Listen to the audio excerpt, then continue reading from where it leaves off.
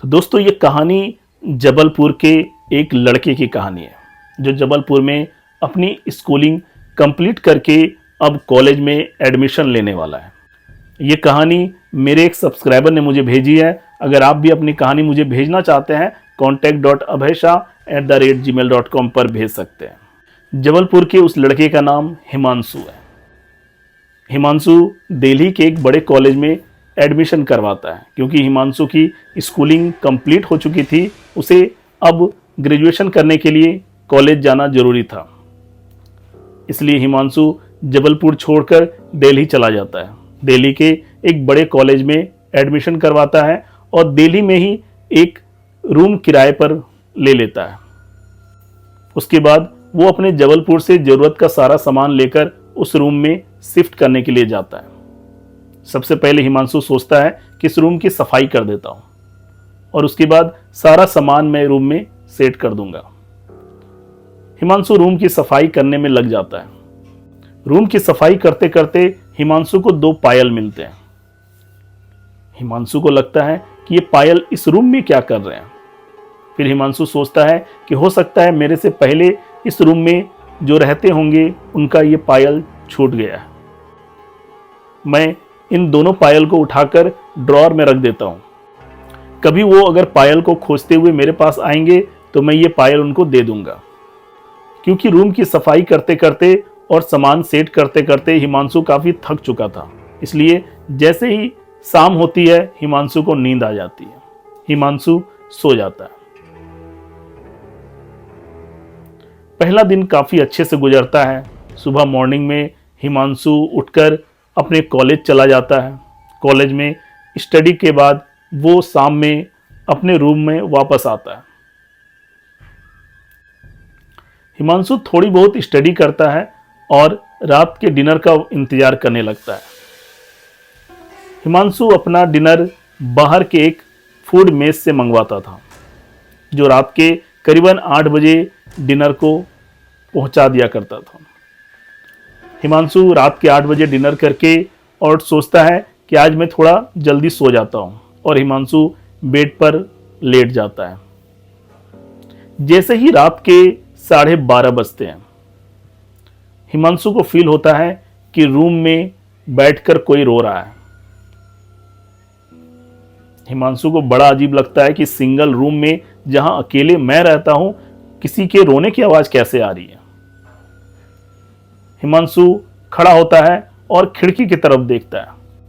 हिमांशु खिड़की से नीचे देखता है लेकिन कोई भी खिड़की से नीचे या अगल बगल नजर नहीं आ रहा था। हिमांशु सोचता है इतनी रात में कौन रो रहा है। हिमांशु को लगता है कि हो सकता है बगल के रूम में कोई रहते होंगे, वहां से ये आवाज आ रही है। हिमांशु आवाज को इग्नोर करता है और सो जाता है। मैं फिर सुबह उठकर कॉलेज जाता है और शाम को कॉलेज से अपने घर रूम पे वापस आ जाता है। फिर रात को जब हिमांशु सो रहा था करीबन रात के 12 बजे फिर से वो आवाज़ हिमांशु को सुनाई देती है। किसी लड़की के रोने की आवाज़ हिमांशु को क्लियर सुनाई दे रही थी।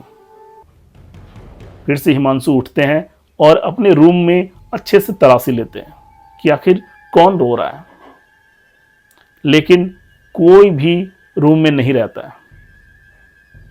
हिमांशु सोचता है कि रोज रोज ये रोने की आवाज कहां से आ रही है। फिर भी हिमांशु इग्नोर करते हुए सो जाता है।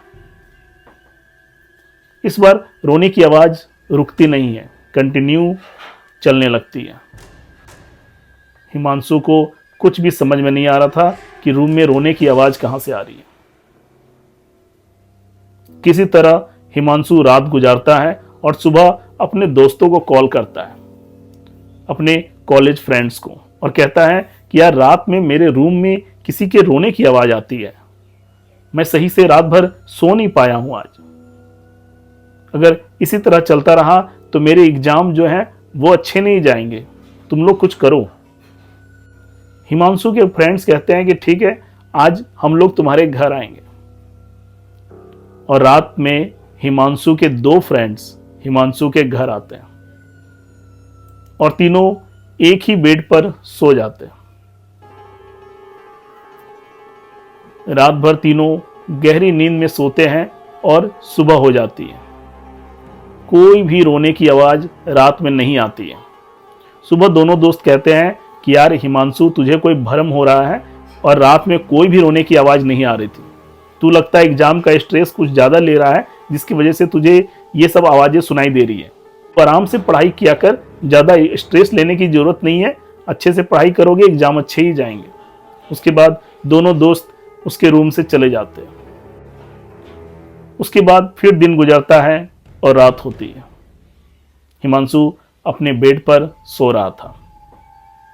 फिर से रात के करीबन 12 बजे रोने की आवाज़ सुनाई देने लगती है। अब हिमांशु को कुछ भी समझ में नहीं आ रहा था कि कल जब मैंने दोस्तों को बुलाया तब इस रूम में कोई भी रोने की आवाज़ नहीं आती है, लेकिन आज फिर से रोने की आवाज़ आ रही है, जिसकी वजह से हिमांशु फिर रात भर सो नहीं पाता है और नींद पूरी नहीं होने की वजह से वो कॉलेज भी नहीं जा पाता। और ये घटना रोज हो रही थी, जिसके वजह से हिमांशु की जो हेल्थ थी वो भी खराब होती जा रही थी। हिमांशु रात भर नहीं सो पाता था, जिसके वजह से हिमांशु की आंखों के नीचे काले काले धब्बे पड़ने लगे थे। हिमांशु के फ्रेंड्स हिमांशु से कहते कि तुम इतनी रात में क्यों पढ़ाई करते हो, जिसकी वजह से तुम्हारे आंख के नीचे काले काले धब्बे पड़ रहे हैं। लेकिन हिमांशु उनको कैसे बताएं कि ये पढ़ाई की वजह से नहीं हुई है, ये उस रोने वाली आवाज की वजह से हो रही थी। अब एग्जाम का समय भी निकट आ गया था। हिमांशु दिन प्रतिदिन फ्रस्ट्रेट होता जा रहा था कि अगर इसी तरह चलता रहा तो मैं अच्छे से अपना पेपर नहीं दे पाऊंगा और मैं एग्जाम में फेल हो जाऊंगा। और वो आकर अपने रूम में बैठकर रो रहा था। फिर रात होती है और हिमांशु सो जाता है। उस दिन हिमांशु फील करता है कि रात में कोई भी रोने की आवाज नहीं आती है। उसके बाद हिमांशु थोड़ा अच्छा फील करने लगा था कि लगातार 2 दिनों से कोई भी आवाज नहीं आ रही थी। हिमांशु अपनी स्टडी काफी अच्छे से करने लगा और फिर हिमांशु के एग्जाम स्टार्ट हो गया। हिमांशु ने सारे पेपर बहुत अच्छे दिए। हिमांशु बहुत खुश था क्योंकि उसके रिजल्ट काफी अच्छे आने वाले थे। लेकिन जैसे ही एग्जाम फिनिश हुआ, उसी रात में जब हिमांशु सोया तो फिर से वही आवाज हिमांशु को सताने लगी, वही रोने की आवाज। हिमांशु उठकर अपने बेड पर बैठ गया। हिमांशु की नज़र उसके रूम के कॉर्नर पे जाती है। वहां पर एक लड़की बैठी हुई थी और बैठकर अपना सर झुकाकर रो रही थी। वो किसी तरह से अपने रूम से बाहर निकलना चाहता था। वो दौड़कर अपने दरवाजे की तरफ जाता है, लेकिन दरवाजा जाम हो चुका था। बहुत प्रयास करने के बाद भी वो दरवाजा नहीं खुल रहा था। डर की वजह से हिमांशु को पसीने आ रहे थे कि अब वो क्या करे। हिमांशु देखता है कि उसके बेड के ठीक सामने दाहिने तरफ एक डेस्क पड़ा हुआ था। वो सोचता है मैं इस डेस्क के नीचे छिप जाता हूं। हिमांशु तुरंत उस डेस्क के नीचे छुपकर बैठ जाता है। थोड़ी ही देर में हिमांशु को पायल की झनकार सुनाई देती है। हिमांशु को पता चल जाता है कि वो लड़की हिमांशु की तरफ ही आ रही है और अचानक वो लड़की उस डेस्क के सामने आकर खड़ी हो जाती है। हिमांशु उस लड़की के पांव को देखता है। हिमांशु की नज़र उस लड़की के पांव पे पड़ती है। उस लड़की के पांव में वही पायल थे जो हिमांशु ने घर शिफ्ट करते समय पाया था। अब हिमांशु को समझ में आ गया था कि वो पायल किसके थे। ये सब कुछ देखकर हिमांशु बेहोश हो जाता है। सुबह जब हिमांशु की नींद टूटती है तो वो देखता है कि रूम में कोई नहीं है, लेकिन उस रूम के दीवारों पे लिखा था, मैं तुमसे प्यार करने लगी हूं और अब मैं तुम्हें साथ लेकर जाऊंगी। हिमांशु बहुत बुरी तरह से डर जाता है। डर की वजह से हिमांशु की तबीयत खराब हो जाती है। उसके बाद हिमांशु किसी तरह से अपने फ्रेंड्स को कॉल करता है। हिमांशु के फ्रेंड्स हिमांशु की आवाज़ सुनकर हिमांशु के घर आते हैं और देखते हैं हिमांशु बिल्कुल अपना सुध बुध खो चुका है और लगभग बेहोशी की हालत में फर्श पर गिरा हुआ है। उसके फ्रेंड्स हिमांशु को उठाते हैं और अस्पताल में भर्ती करवा देते हैं। डॉक्टर हिमांशु को देखते हैं और कहते हैं कि हिमांशु को बहुत बुरा सदमा पहुंचा है, इसे कुछ दिन अस्पताल में ही रहना होगा। धीरे धीरे हिमांशु की तबीयत में सुधार आ रहा था। कुछ दिन अस्पताल में रहने के बाद हिमांशु को थोड़ा अच्छा फील हो रहा था। रोज हिमांशु के फ्रेंड्स हिमांशु को देखने के लिए अस्पताल आते थे।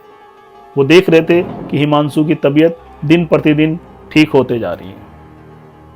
एक दिन अचानक हिमांशु जहां पर एडमिट था उस रूम की खिड़की से नीचे कूद जाता है और नीचे गिरने की वजह से हिमांशु की मौत हो जाती है। जैसे ही ये खबर हिमांशु के फ्रेंड्स को पता चलता है, हिमांशु के सारे फ्रेंड्स भागकर हिमांशु के पास आते हैं। देखते हैं हिमांशु की लाश जमीन पर पड़ी हुई है और पुलिस वाले आके इन्वेस्टिगेट कर रहे हैं। आखिर ऐसा क्या हुआ जिसकी वजह से हिमांशु अपनी रूम की खिड़की से नीचे कूद गया। सारे फ्रेंड्स ये देखने के लिए हिमांशु जिस रूम में एडमिट था उस रूम में आते हैं। वो देखते हैं कि बेड के नीचे 2 पायल पड़े हुए हैं और खून के थोड़े से धब्बे भी वहां पे पड़े हुए थे।